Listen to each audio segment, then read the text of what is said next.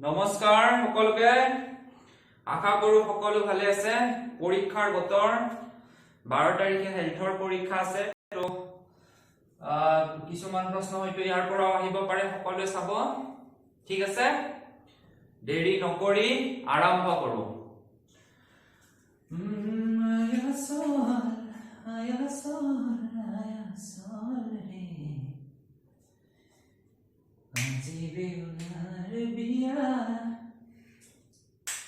জাতীয় সাহিত্য স্বদেশী আন্দোলনৰ ফলাফল স্বদেশী আন্দোলন মানে তো সিদিনা কৈছিলে যে বিদেশী সামগ্ৰী বৰ্জন কৰি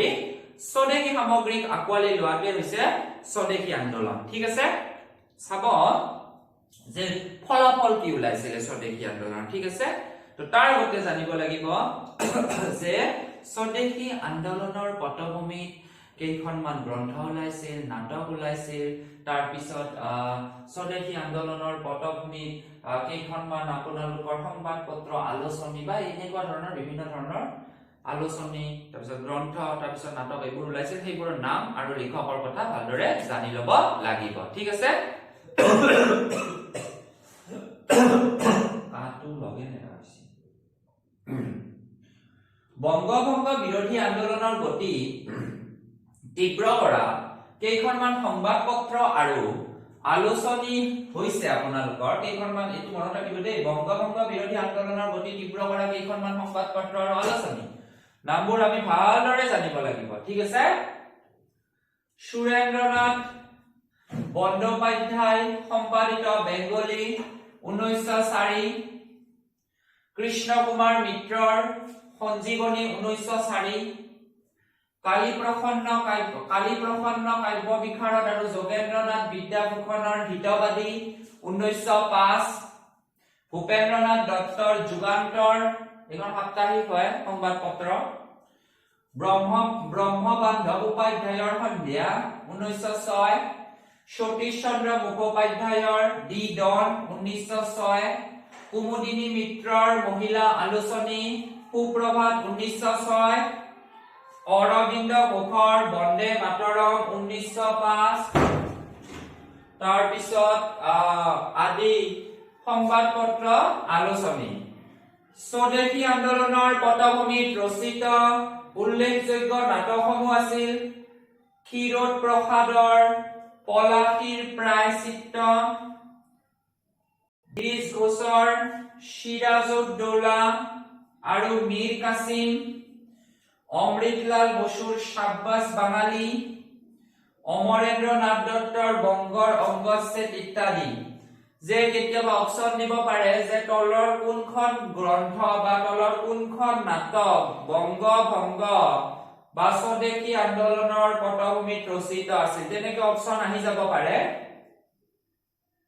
তো স্বদেশী আন্দোলনৰ পটভূমিত ৰচিত উল্লেখযোগ্য নাটকসমূহ কি আছিল ক্ষীৰোদ প্ৰসাদৰ পলাশীৰ প্ৰায়চিত্ত এখন ঠিক আছে পলাশীৰ প্ৰায়চিত্ত গিৰিশ ঘোষৰ সিৰাজউদ্দৌলা আৰু মীৰ কাসিম এইখন নাটক ঠিক আছে অমৃতলাল বসুৰ শাব্বাস বাঙালী অমৰেন্দ্ৰ নাথ দত্তৰ বংগৰ অংগচ্ছেদ এইবোৰ অপচন হিচাপে আহি যাব পাৰে ঠিক আছে আৰু এইবোৰ হল আলোচনী আৰু সংবাদপত্ৰ এইবোৰ আপোনালোকে মনত ৰাখিব ঠিক আছে এতিয়া বহি কলম উঠাই নোটবোৰ টুকি ৰাখক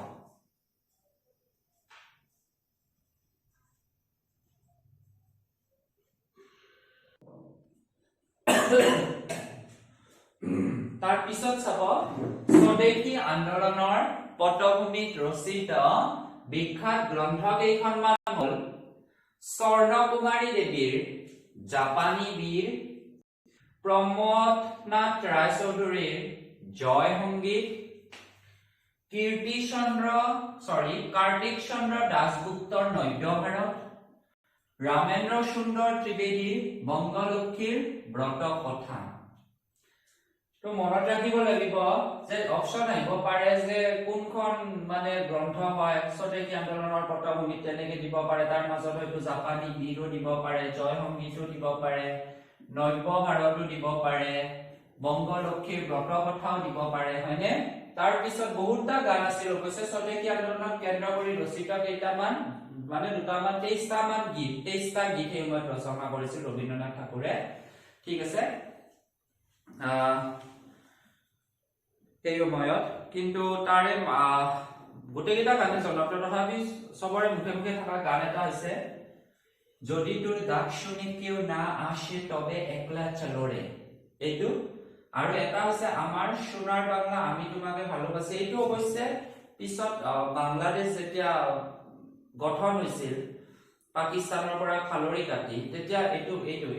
এইটো আমাৰ সোণাৰ বাংলা আমি তোমাকে ভালোবাসি এইটো তেওঁলোকৰ ৰাষ্ট্ৰীয় সংগীত হৈছিল ঠিক আছে তাৰ পিছত এইটো তো সকলোৱে জানে ন যদি তোৰ ডাক শুনে কেউ না আসে তবে একলা চলো রে যদি তোর ডাক শুনে কেউ না আসে তবে একলা চলো রে ঠিক আছে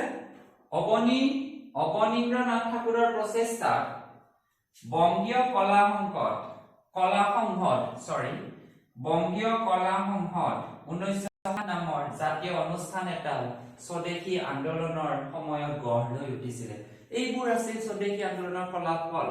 মানে আপোনালোকৰ জাতীয় সাহিত্য যে কি ফলাফল বাৰু জাতীয় সাহিত্যত এইবোৰ ফলাফল আছে তাৰ পিছত জাতীয় শিক্ষাৰো স্বদেশী আন্দোলনৰ পটভূমিত গঢ় লৈ উঠিছিল ঠিক আছে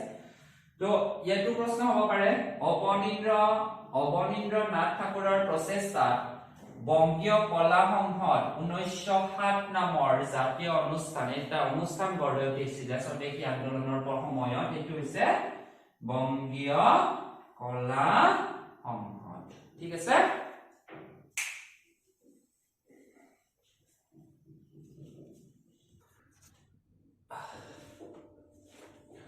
W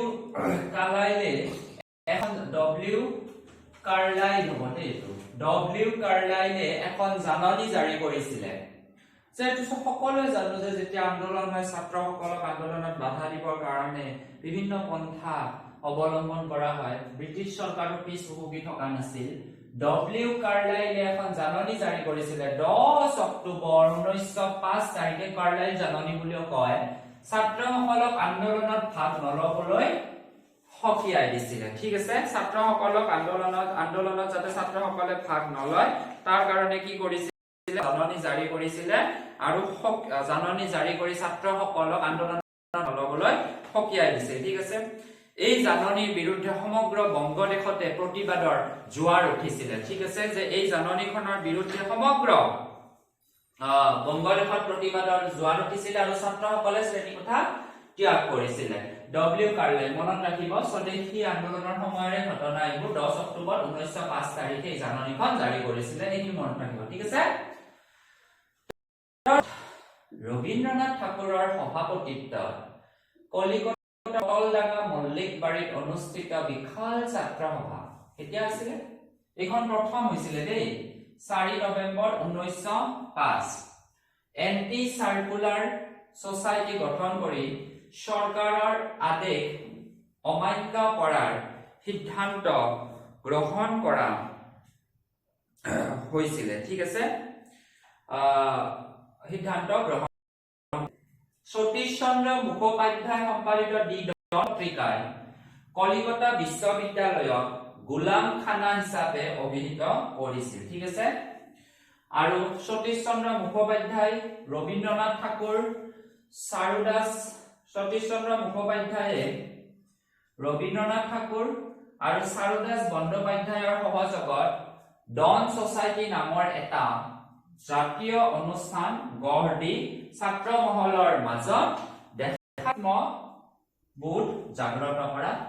ব্ৰতী হৈছিল প্ৰশ্ন কি আহিব পাৰে ইয়াৰ পৰা কোৱেশ্চন কি হ'ব পাৰে প্ৰথমতে W কাৰ্লাইল জাননীখন যে বংগভংগ বিৰোধী আন্দোলনত যাতে ছাত্ৰসকলে অংশগ্ৰহণ নকৰে সেইটো সুনিশ্চিত কৰাৰ কাৰণে এখন আপোনালোকৰ কি কৰিছিল এখন জাননী আনিছিল সেই জাননীখনৰ নাম হৈছে W কাৰ্লাইল জাননী 10 অক্টোবৰ 1905 ঠিক আছে তাৰ পিছত ৰবীন্দ্ৰনাথ ঠাকুৰৰ সভাপতিত্বৰ কলিকতাৰ পটলডাঙা মল্লিকবাৰীত অনুষ্ঠিত বিশাল ছাত্ৰ সভা এখন সেই সময়ৰ প্ৰথম এইখন দেই ছাত্ৰ সভাখন তেতিয়া মানে বংগভংগ বিৰোধী আন্দোলনৰ কাৰণে লোৱা প্ৰথম সভা এইখন 4 নৱেম্বৰ 1905 হৈছিল এখন সোসাইটি গঠন কৰিছিল কি সোসাইটি আছিল এন্টি সাৰ্কুলাৰ সোসাইটি কোনে বা কাৰ সভাপতিত্ব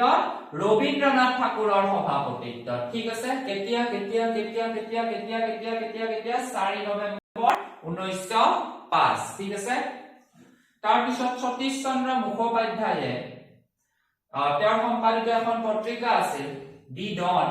সেই পত্ৰিকাখনে কলিকতা বিশ্ববিদ্যালয়ক গোলাম খানা হিচাপে অভিহিত কৰিছিল এইটো এটা প্ৰশ্ন হ'ব পাৰে তাৰ পিছত সতীশ চন্দ্ৰ মুখোপাধ্যায়ে ৰবীন্দ্ৰনাথ ঠাকুৰ আৰু চাৰুদাস বন্দ্যোপাধ্যায়ৰ সহযোগত